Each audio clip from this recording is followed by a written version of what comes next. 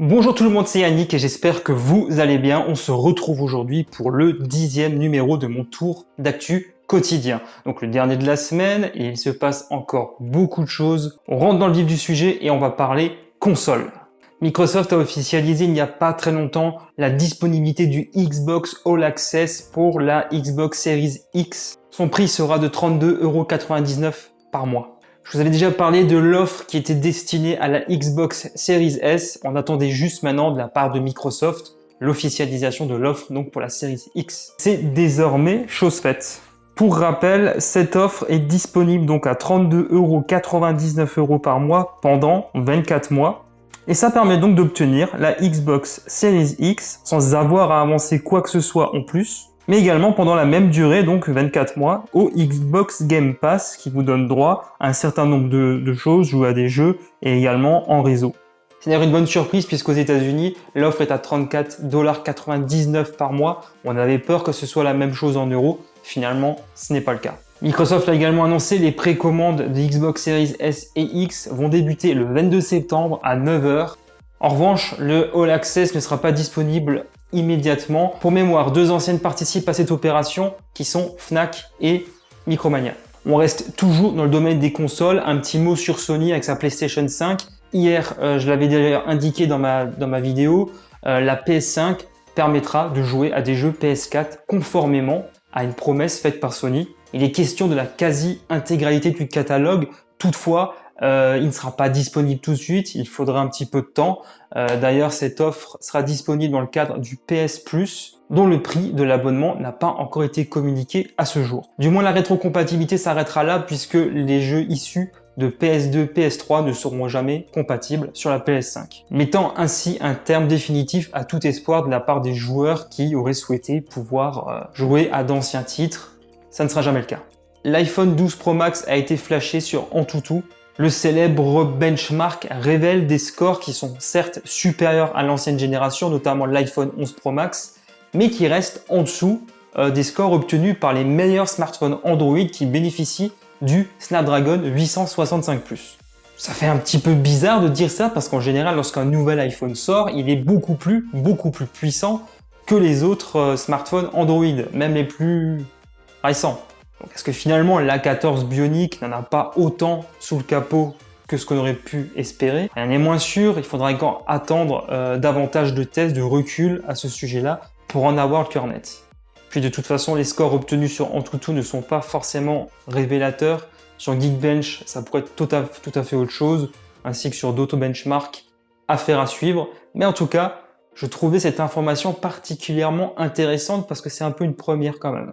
Ça montre également que Qualcomm a pas mal à rattraper son retard sur la concurrence, du moins si ce test s'avère exact, après il faut pas l'oublier que ça peut toujours être bidonné, sans être parano, hein, on sait jamais. Imaginez juste un petit peu la puissance que va développer le futur Snapdragon 875. Je dis ça, hein, je dis rien. Voilà, il y a une information qui vient tout juste de tomber concernant le futur Chromecast sous Android TV, dont on sait déjà qu'apparemment donc Android TV, la marque, va disparaître au profit de Google TV. Et là, ça se confirme encore une nouvelle fois. On a de nouvelles images qui montrent un peu plus précisément à quoi il ressemble. Et notamment la télécommande que je trouve archi complète façon de parler. Vous avez toujours le raccourci bouton retour, le Google Assistant, le bouton Home, le bouton pour couper le son. Il y a également maintenant un raccourci pour accéder à YouTube ainsi qu'à Netflix pour éteindre ou mettre en veille le Chromecast. Et également, bien entendu, donc juste en haut, tout en haut, les boutons multidirectionnels avec la touche au milieu qui permet donc de valider une action. C'est une avancée considérable par rapport aux anciens Chromecast qui nécessitaient donc toujours l'usage d'un smartphone pour fonctionner. Là, ce sera définitivement plus le cas avec ce nouveau modèle. On sait également ce qui se cache sous le capot puisqu'il est question d'un SoC Amlogic S905X2 4 cœurs. Si je dis pas de conneries, il me semble que c'est le même SoC que le Xiaomi Mystic TV. Ce nouveau Chromecast intègre également 2 Go de RAM, ce qui devrait normalement être suffisant pour la plupart des usages. On attend que sa présentation ait lieu d'ici le 30 septembre lors d'un événement. Et certaines sources avancent même que son prix serait relativement accessible aux alentours d'une cinquantaine de dollars, donc sans doute la même chose en euros. Voilà, donc on sait désormais, j'ai envie de dire tout sur ce futur Chromecast.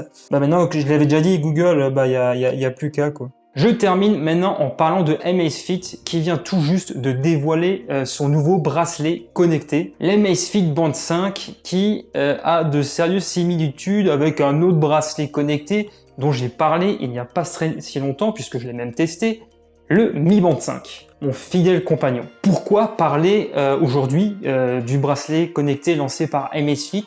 Oui, parce que bon, vous allez me dire, ouais, mais si ça se trouve, il est identique au Mi Band 5, pourquoi tu nous en parles? Alors franchement, tout de suite, quand j'ai vu le design, pour moi, je me suis dit, tiens, ça, c'est encore effectivement un clone du Mi Band 5, qui a d'ailleurs des fonctionnalités très proches.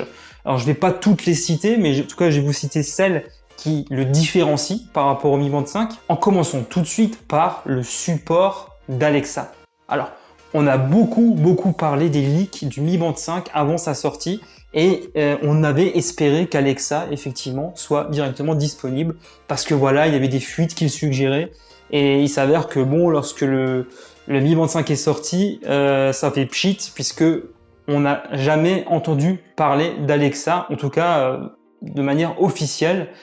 Tout ça, c'était juste un fantasme de certains leakers, ou alors ils ont tout simplement confondu les fuites qui entouraient le Mi Band 5 avec celui du Amazfit Band 5. Et je pense plutôt pour cette deuxième version, puisqu'il faut dire qu'au niveau du design, voilà, on peut très bien les confondre. Ce bracelet connecté, outre voilà les capteurs classiques que l'on retrouve, comme le compteur de pas, capteur de fréquence cardiaque, et ben il est aussi doté d'un capteur SpO2 pour mesurer le taux d'oxygène dans le sang. Pour le reste, l'Amazfit Band 5 sortira aux US le 21 septembre et sera disponible sur Amazon. Pour le reste du monde, j'ai malheureusement pas eu d'informations, mais je suis sur le coup et j'aimerais bien proposer un test de ce bracelet connecté. Après, je sais pas ce que vous en pensez, on en parle juste en bas dans les commentaires. Si vous avez des questions ou si vous voulez qu'on en parle, n'hésitez pas. Voilà, on arrive à la fin de ce tour d'actu. J'espère que cette vidéo vous a plu. Si c'est le cas, merci de lâcher un gros pouce en l'air et vous abonner à ma chaîne YouTube si ce n'est pas encore fait. Vous pouvez me suivre sur les réseaux sociaux, tous les liens sont dans la description, au même titre que toutes les sources des différents sujets que j'ai évoqués lors de cette vidéo. Ce week-end, je prévois également la sortie de 2 tests, samedi et dimanche. J'ai encore 2-3 petites choses à fignoler et ce sera bon. Je vais également profiter du week-end pour faire un point complet sur les 10 vidéos que j'ai également sorties, ces 10 tours d'actu. Parce que comme j'avais annoncé la première fois, c'était totalement expérimental. Je voulais faire un test sur 15 jours, voir si ça prenait. Je vais faire donc une étude sur mes analytiques, voir si ça vaut le coup que je continue encore ces vidéos parce que ça me prend beaucoup de temps entre la veille, le tournage, le montage, les miniatures et tout ça et tout ça. Donc je vais regarder, voir si effectivement je continue ou si j'arrête ça. Donc ce sera effectivement le dernier aujourd'hui. Pour tout vous dire, je n'en sais rien. On va voir. Voilà, c'est tout pour aujourd'hui. Je vous dis donc à très bientôt. Allez, ciao tout le monde et passez un bon week-end.